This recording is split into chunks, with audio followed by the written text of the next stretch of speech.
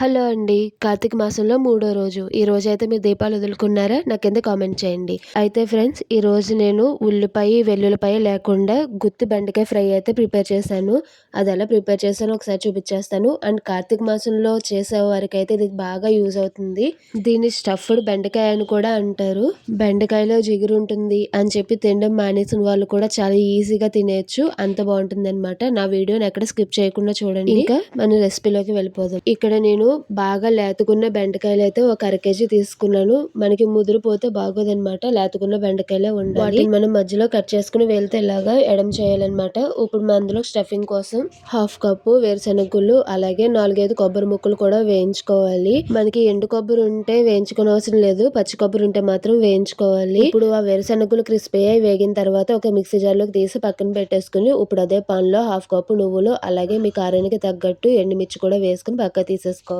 ఇప్పుడు అదే పాన్ లో 2 టేబుల్ స్పూన్లు మినపప్పు, అలాగే 2 స్పూన్లు ధనియాలు కూడా వేసుకుని ఒకసారి వేయించుకున్న తర్వాత ఒక స్పూన్ ఆయిల్ కూడా వేసుకుని ఒకసారి మనకి చిటపట్లాడేంత వరకు వేయించుకోవాలి.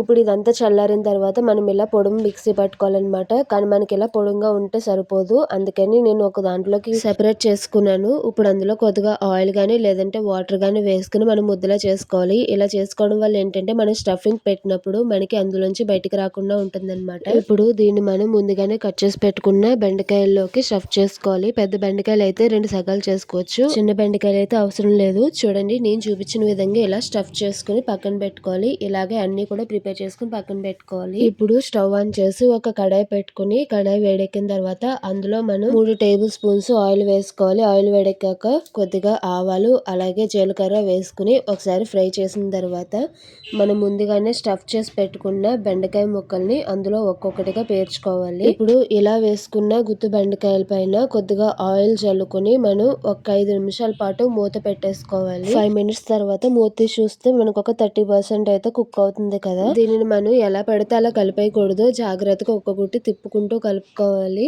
ఇప్పుడు ఇలా కలిపిన తర్వాత ఇందులో మిగిలిన పొడి ఉంది కదా, అది కూడా వేసేసుకుని జాగ్రత్తగా కలుపుకోవాలి. ఇప్పుడు ఇది మనకి వేగింది తెలియాలి అంటే మనం వేసిన పొడి మనకి పొడి లాడేంత వరకు వేగేంత వరకు ఉంచుకుంటే మనకి ఫ్రై అనేది పర్ఫెక్ట్ గా కుక్ అయినట్టే. అయితే ఇదంతా కూడా లో ఫ్లేమ్ లోనే చేసుకోవాలి. హైలో పెట్టి చేసుకుంటే కనుక మనకి మాడిపోతుంది అనమాట. ఆ వీడియోని ఇంతవరకు చూసారు, ఒక లైక్ ఇచ్చి వెళ్ళొచ్చు కదా.